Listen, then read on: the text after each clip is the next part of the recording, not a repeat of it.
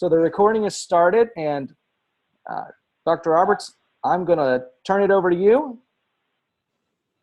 Okay, great. Can you hear me okay, Brian? I can hear you great. All right, great. Hey, good morning, ladies and gentlemen. This is such a joy and honor for me to be here with you guys. My name's Dr. Phil Roberts, happen to be a physician, and what I'd like to do today, I really want to give you some of the insights and pearls that I've learned over the past 30 years in practicing medicine and in what I'm doing now. I've had the privilege and honor of being trained as a conventional doctor, where I did 2 years of general surgery, spent another year working one-on-one with an ENT surgeon when I was in the military, and then grandfathered into emergency medicine boards and board certified in emergency medicine, did that for 27 years. So I was trained as a conventional doc. In conventional medicine, we're trained typically a pill for an ill, unless it's an acute surgery situation like Derek in the OR with orthopedics, someone breaks their hip. And I love orthopedics. The first person I got to shadow when I was in 9th grade was an orthopedic surgeon, so I've got a real special spot in my heart for orthopedic surgery, and I just love it. Back then, I got to go in and actually first assist on someone that had broken their hip that day, so that was my first adventure with medicine, and I was hooked from then on. I knew that's what I wanted to do vocationally for the rest of my life. In conventional medicine, we're trained this, and you know this. You go in and it's a pill for an ill. I go in, doctor, my elbow is hurting. Okay, don't worry about it. I can put you on a non-steroidal anti-inflammatory medicine, something like Motrin, Nexium, Celebrex, Vioxx, Bextra, whatever. And you may go back a week later to see how you're doing. You go, well, now my stomach's hurting. Don't worry about it. I can put you on a proton pump inhibitor, and that'll help your stomach. So it's not unusual to be prescribed a pill per decade. And typically in conventional medicine, we're trained, you're on the pills, and then if you move, go to another doctor, they just continue those medicines. And so that's how that scenario works. Now, let me tell you, in trauma medicine, acute care medicine, the United States is way, way, way at the top, if not at the top. And so if you want to get shot, banged up, beat up, car wrecked up, whatever, you want to be around some folks that have been trained like we are here in the States. And again, it's awesome medicine. I loved that part of my life, being able to see that, be a part of that and all that. Such a joy and honor. But we go, okay, what about chronic care medicine? What about someone that develops diabetes, hypertension, those type things? And we're typically used to thinking, gee, I'm going to be that way the rest of my life. Well, when I hit 53, and I remember I was working in an emergency room, place I worked the last 8 years of my ER career. You know, I'd go there, I'd work, I love the people, I love being able to try to help people that came in that were sick and hurting, and what a joy and honor it was. But I noticed I'm going, where's my concentration, energy, and stamina? And I'm going, and actually it was very scary, because I'm going, good grief. I'm having a hard time remembering things that used to be just right there. And I thought, man, this is not good for me, and it's certainly not good for the patients I'm trying to take care of. I recall the book I'd read several months earlier stressing the need to get hormones checked. And I thought, well, I'm 53, probably a good time to get my hormones checked. I got them checked, and they were low. I got them back up where they needed to be, and when that happened, I had a lab panel done. My lipid level, cholesterol, total cholesterol, HDL, LDL, and all that, were better than it had been in 26 years. And I'm going, oh, my goodness. I began to feel better and physically could do some things better than I had in a really, really long time. And I'm going, man, this is really cool. And I thought, I've got to learn more about this. Working the ER career I was working then, I'd work for 5 days and I'd be off for like 9 days. So it was great.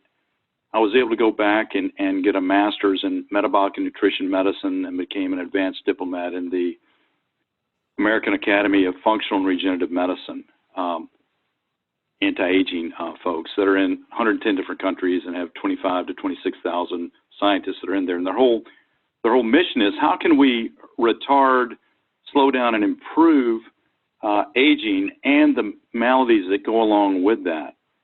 And in functional medicine, we're taught to think, how did you get whatever condition you have? And is there something we can do that could possibly correct this, or we can give back to the body that will allow the body to heal itself? And so what I get to do now is I try to get to take the best of both, the conventional medicine world and the functional medicine world. And by checking blood levels and those type things, it's very akin to like with your car. As the gauge that says E to F, when the F starts going towards the E, you put more gas in it, and it's amazing. You can go further. Now, I'm not saying that by putting hormones or things back into your body, you're going to go further, but statistically and with the world literature, it's amazing what it shows as far as how your body responds and what you can do and how you can improve cardiac function, how you can improve bone density, so you can actually help grow new bones. Now, this is where, again, I think we've got to take a critical eye at this and look at it for all of us and go, wow, what you're in charge of your health. We're all responsible for our health. Brian talked about Dave Ramsey. Just like Dave encouraged you to ride herd on your own finances and all that, you're going to be the best judge of helping yourself in a preventive manner avoid diseases, or if you have certain diseases like hypertension, diabetes, whatever, in helping you resolve that if you want to. So by looking at these things, that's basically what I get to do now. I get to encourage people, and we get lots and lots of blood work. So we look at where they're at and then figure out what we need to add back into that person individually to help them reach their goals that they have. Most people that come to me are very fatigued, low energy, and I'll just tell you, if you're above 35 and on the call, especially if you're a female, you're probably not sleeping well. And what we find is that we live in a world where there are all kinds of, don't want to bum you out here, but everybody's got heavy metal toxicity issues. Everybody's got some type of viral thing going on. I've never tested anybody that didn't have those things.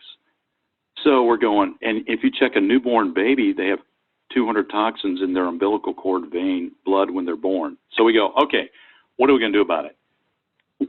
One of the verses that I really like in the New Testament, in Luke chapter 2, verse 52, it says, and Jesus kept increasing in wisdom and in stature and in favor with God and man. So if I'm looking at that, I'm going, okay, mentally, and multiple people who've led these calls have given great thoughts on how to, we've heard about math skills, we've heard about developing other qualities in your life. So mentally, where are you going? Well, for me, once I was able to get my hormones balanced and everything, you know, at around 55, 57, I was able to go back and begin a master's program and then finish that. And I'm looking now, I'm going, so for me mentally, I'm going, how can I improve and get mentally sharper? And you go, dude, you're 61 years old. You're not going to get better. You're going to be going downhill. I'm going, well, maybe, but it's like, what can I do to maintain? And still, it's so fun to learn these things and to want to figure out how I can assist my patients better. And I'm telling you, I went to a conference last week for a couple of days, and it really filled in some missing pieces of traumatic brain injury. These people are coming back from Iraq and other places like that, or that have had multiple concussions. And probably most of you on the call at some point in your life may or may not have had a concussion. I know I've had several. And in thinking back and seeing the pituitary gland if you go right between your eyes and go back about 2 or 3 inches, that's typically where it's at. It's responsible for making the precursors for many, many of your hormones in your body. And that's like a tennis ball on a string surrounded by bones all around it. So if you shake that tennis ball too hard, like a concussion, you're going to whack that and your hormones are going to be affected. I've seen that in my life and many other people's lives. They gave an example last week at the conference, a guy that was a special operator, Green Beret, decorated Green Beret guy. He blew up things. He was the engineer. After his 3rd tour, he ended up getting medically discharged. He ended up on 13 medications and a raging alcoholic. And 3 months after being on this program where they will add back into his life the hormones that he was deficit in. He'd been able to get off his medications, had stopped drinking, and he was there and now heads up this foundation to help other vets and people who are like that. So, again, for me, mentally, I'm really trying to do that. Physically, you're going, what can I do? Let me just encourage you. Little steps physically make a huge difference. My wife got me a Fitbit for Christmas, and being the proactive guy I am, I couldn't sync it with my phone, so it sat on my desk for like 2 months. Didn't do anything with it. When I got a new phone at the end of February, I synced it and started walking, trying to do the 10,000 steps a day. Well, what I've noticed is my resting heart rate has dropped from 68, and yesterday it was like 53. So I'm going, wow, this is so cool. And, you know, you hear that just by walking 20 minutes a day, you can lengthen your life by over 8 years. So these little things physically we can do. Let me encourage you, wherever you're at, do something. Walk a little bit, stretch a little bit, get some dumbbells. If you want to do more than that, fine. Don't overdo it as we get older. I mean, you know, again, you know, 35, 40-year-olds, 45-year-olds doing CrossFit, probably going to end up tearing some things up more than helping. There's nothing wrong with CrossFit, but just be wise. If you feel your body talking to you, you know, when you're getting 35 or above, the no pain, no gain adage is probably not a good thing. Your body's probably trying to talk to you to say, hey, you might want to back off a little bit. So push it, but just be wise in the way you do it. You know, again, and then how are we doing as far as impacting others? Are we seeking to have a positive benefit? If you happen to be a Christian, you've given your life to Christ, how am I seeking to minister to others? How am I seeking to build others up? How am I seeking to make an impact on these very, very few short years we have here that go by so fast? And then socially, again, you know, are you seeking development there? Maybe learning something new, doing something with your spouse or loved one or kids or somebody. So those are challenges for me and what I tend to do. Let me go back for a minute. In this, again, what we're doing in the functional medicine world is taking someone where they're at, and if we need a conventional drug, great. And if that's going to be the best way, great. If you get pneumonia, look, you want to be on antibiotics, and I totally got that. But if there is another way that we can do things, if there's another way we can add things back in, like oftentimes, well, let's talk about the bone thing, for example. As we get older, we're going, gee, the bones are wearing out. Andropause, menopause for ladies, andropause, guys getting where they're not making the hormones they used to make. Instead of being on a biphosphonate drug like Beniva, Sally Fields, the Flying Nun, Flying All Around, and all the other stuff, we go, wow, what does that do? Well, that drug makes bones more brittle. And this is where I think we've got to be critical and look at the things. And again, if you're not a doctor, I understand you're not going to get this. Let me give you, here's just food for thought. I want to give you some pearls that will help you. There's a website called Mercola, MERCOLA.com. If you get on that site, you'll find a lot of great information that can help you. But again, I've had a lady go from -9 to -3 on her lumbar scan for a DEXA scan over the course of a year. So the biphosphonates actually end up increasing the risk of hip fractures rather than decreasing them. So again, I think we got to be very critical in what we take and look at it and talk to your physicians. So I tell you what, I told Brian that I wouldn't dominate the thing. So I'm gonna shut up, and if you've got some questions, jump on in. But let me encourage you. Let me give you one other website, no matter where you are.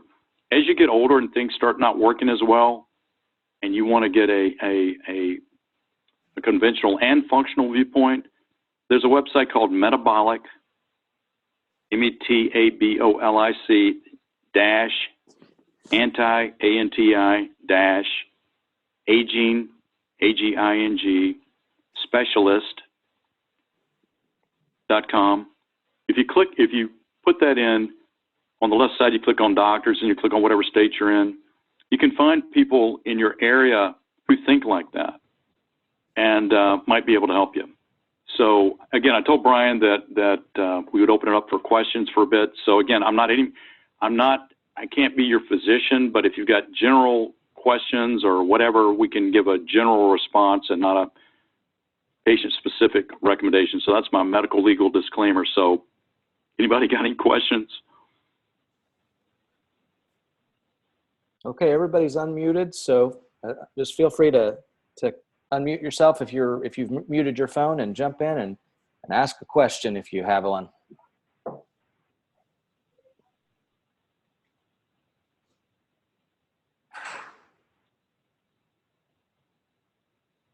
Anybody have any questions? Hey, Brian, let me share one of the, since somebody's got a question, I've got something to share with you guys. Y'all, as we go through life, I'm telling you, you need to be putting the things back in. With your car, you wouldn't think of not changing the oil, or most people wouldn't, every 3,000 to 6,000 miles. Getting the belts checked, the hoses, the front end alignment, a major tune-up once a year, stuff like that. As you do that, the car typically ages better and does better and lasts longer. So, let me throw something out. Brian Timken is part of an organization where they take assessments and scientifically build a unique nutritional profile and supplement regime that can help give you back the things you need, like vitamin D, B12, other things. You go, oh, that's not important. Let me tell you, if you don't get these things in, you're not going to age as well. And I see dramatic things go on with my patients. So, like he's got stuff that helps you sleep better. He's got stuff that, like every morning I get up and have, when I'm on my A game, 24, 25 ounces, and I put a scoop of the hydrate and energy in there. And I do it in the afternoon too. And so want to throw that out too. Any questions about anything? I think somebody started to ask a question. Go ahead and ask that. Dr. Roberts, this is Mindy Zortman. I do have a question for you over the vitamin D. I'm currently taking the ID Life supplement, but my question on the vitamin D part is I've been reading a lot of material on vitamin D needing to be anywhere from 2,000. Now the FDA has jumped that to 5,000, and another thing with just my vitamin D, it's just 1,000. So I'm not understanding that. If we're needing to increase our vitamin D, why is the supplement only through ID Life as 1,000? That's a great question, Mindy. Here's the deal. Do you happen to know what your vitamin D level is?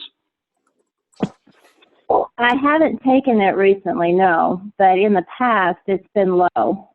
Okay, excellent. Well, one of the things that you'll notice on the vitamin D supplementation, you can take up 5 of those a day. 5 of them is about 14,000 IUs. As you print out your, there's the vitamin D and the vitamin D cofactors on there. So what we do with our patients is we'll measure vitamin D levels. And then I adjust or encourage them to adjust on their ID Life supplements that most people can safely take 3 or 4 of those pills a day. The range on vitamin D is 30 to 100. I like my patients to be 60 to 85. And we find the people that have the lowest, here's a frightening fact, the people that have the lowest vitamin D levels as a diagnostic classification are the paranoid schizophrenics. And it's extremely important that you get your vitamin D level up. So that's a great question. And you know what, they've recently, several years ago, they went from 400 to 600 IUs of vitamin D, and people were saying, oh, that's going to be enough. And now they're recognizing 2 to 5,000, it is typically what, actually 2 to 10,000. And again, you need to get it checked. And the potency, the thing with the vitamin D thing, Mindy, the ID Life products have pharmaceutical grade nutrition. I had one patient come to me who was 72, and his vitamin D level was 27. He was taking 5,000 IUs of vitamin D3, and D3 is what you want to take, not D2, because D3 absorbs better, and then 50,000 on the weekends, and he couldn't get past 27. He got on 4 of the ID Life, or I might have put him on 5, I'm not sure, for the first time. And in the 2 months later, he was up to 53, and in the next 3 months, After starting on that, he was up to 71. So you can quickly get up there. But yeah, get your D level checked, and then adjust your vitamin D as you need to there. But people can safely take 3 or 4 of those a day. Thank you, sir. Oh, you're welcome. I'm going to jump in real quick, Mindy. We actually just called ID Life because there's some things you can't do from the assessment part. But Dr. Roberts actually had given us a list. Okay, I want you to increase your vitamin D. I want you to increase your, I can't remember exactly what all he wanted Casey to increase, magnesium for me. But we were actually able to call in and talk to the customer support. And they just basically will go in and manually add those things in. So you may not be able to add it in from your assessment, but, and that's where having, the lab work and having a physician to kind of help guide that, they can even fine tune and tweak it a little bit more. And it was really easy. Just a couple minutes on the phone and they were able to get those changes made. So when you say make those changes, so we just let them know what our lab levels are, and they just take it from there? Well, okay, if you get your vitamin D checked, and depending on where it is, then you can call customer service and say, look, I'd like to add. You don't have to have a doctor's recommendation to call in. Usually on the vitamin D, you can increase that yourself. That's in the part that you can increase up to 5 of them, and you can increase the cofactors. But what I'm telling you is that most people can safely take 3 or 4 of those a day, and not be over the. I've had very, very few people get over 100, even if they were taking 5 of them.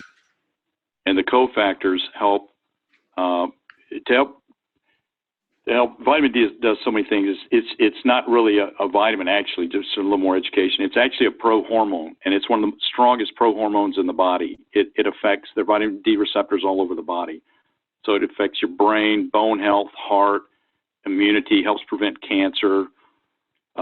Recent study that showed if ladies went from just having a level of 30 up to 40, their incidence of lung cancer, breast cancer, ovarian cancer went down 67%. So it's an amazing, for orthopedics, for Derek and his team,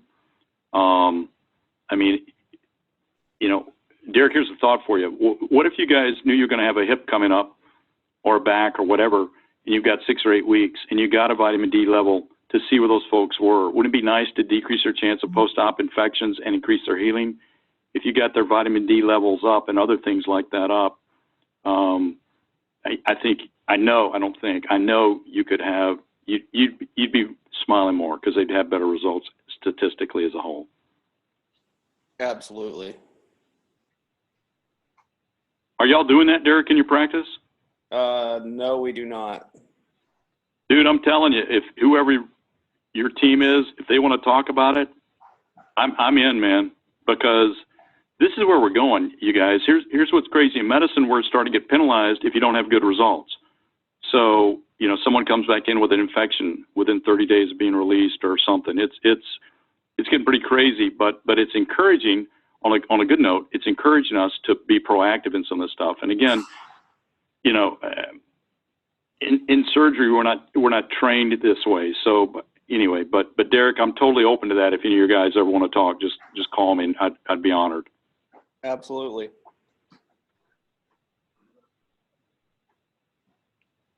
Anybody else got any thoughts or questions? I have kind of a generalized question for you, broad-based. Sure. Thanks for being on the call this morning, by the way. I know, like, childhood obesity and diabetes and childhood things are becoming a big problem early in age now. What do you feel like is the best thing for kids these days, and to get either kids on or kids diet and that sort of thing? Okay. Hey, I'm so glad. Thanks for bringing it up, Derek. Hey, let me tell you, I'm gonna touch on that. Let me answer the question. Let me tell you something you may or may not know. And I didn't know this till I went back and got my master's training. And actually, a lot of this is really discouraging, depressing, and frustrating. And it makes me really angry. But here's the deal. What you don't know is that it all starts with nutrition. So whenever I start with someone, I start with what we eat. And I tell them what not to eat. Why? Because it makes you gain weight. It leads to diseases. It leads to stuff like dementia, heart attack, stroke, diabetes, and all this other stuff, and obesity. And I'm talking about gluten. Wheat, barley, and rye have been genetically modified. Over the past 50 to 60 years, we thought we're going to be able to decrease prices of foods and feed and end world hunger and all that. And that's a great and grand idea. However, it was never scientifically validated that it would work. So the barley, wheat, and rye, the genes were 10 to 14, now have gone up to 50. But guess what? What it does when you eat that stuff, and it tastes great, but sugar skyrockets. And then insulin is secreted, and it's easy to gain 2 to 5 pounds a year. In 1971, only 10% of adults had an issue with weight. Now, 74%. So I tell people to grains, pasta, cereals, just don't eat them. Don't eat them. And you go, what about the, gluten-free stuff and all that? Usually that's a potato starch, so it's really not good for you. So I encourage our patients to eat lots and lots of vegetables, fruit, drink about half, and as much organic meat as they can afford or want to. If you live in a state where you've got friends that are hunters, oftentimes if you'll pay the processing fee, they'll give you after they've gotten several deer, they'll give one to you. So that's a cheap way to get some good organic meat. Take your body weight and divide it by 2, and I encourage most of our patients to drink about half their body weight in ounces of water a day. If you want coffee, great. But put something like stevia in it. Use stevia for sweeteners. Sugar is addicting, and it's very, very bad for your body. It's like running nitro in your car engine all the time. It burns it up. It makes you age faster. Corn, the genetically modified stuff like corn, soy, stuff like that, I encourage people to stay away from. And again, I wasn't kidding. Everybody I've ever tested has some heavy metal toxicity. If you have a cavity, get the composite fillings. Don't get the amalgam, the silver ones. They're 40 to 60% mercury. Not good for the fish or lakes, and certainly not good being next to your brain. So again, avoiding the toxins. Febreze. Wash your carpets with Febreze. That's a paraben. It's what we call xenoestrogens, which is a estrogen mimicker, but it's very dangerous. These lotions and potions. Another website, EWG, environmentalworkinggroup.org, will tell you the things that are safe to use. So again, with our food, the dietary things are where we start with our patients. And again, Derek, I appreciate you bringing it up, but you've really got to guard against these other things because they've got so much of the stuff that adversely affects us. In fact, the sad news is your kids are not going to live as long as you live. Statistically is what they're saying now because of all these things. In Europe, they won't take our grains. Why? Because they know they're genetically modified. So the Mediterranean diet works great around the Mediterranean over in Europe. It doesn't work here because we don't have non-genetically modified food. Great question. Thank you. Did I answer what you wanted to hear? Yeah. It's a process, and it's hard at first, but then it gets easier and easier, and then you go, what I ask myself is, is it worth it? Listen, this guy used to drink a 2-liter Mountain Dew for decades, so I'd be ready to go when the next patient came in, and then I started doing it when I was off and not working. So, I tell you, I've lived on the wrong side, and when I did that, it messed up my thyroid. It took me like 2.5 years to get my iodine levels back up where they needed to be, and some other things. So just make some small changes and work towards that. The Maricola website is a great site for getting some basic understanding on this stuff. He talks about a lot of cool stuff. So if you want to look at that, he's got a little section usually on the upper right where it gives kind of the synopsis of it. Take you 2 minutes to read it. You'll pick up a lot of great stuff.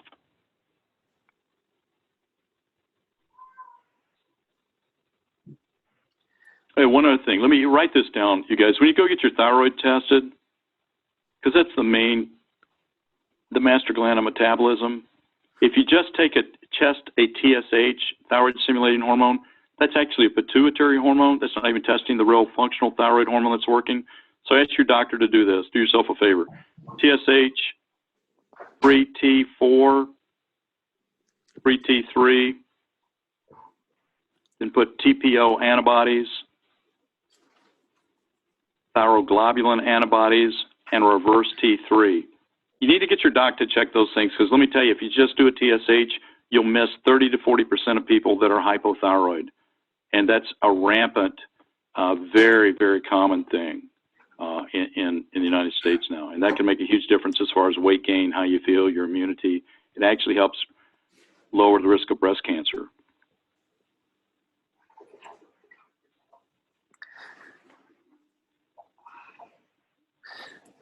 All right.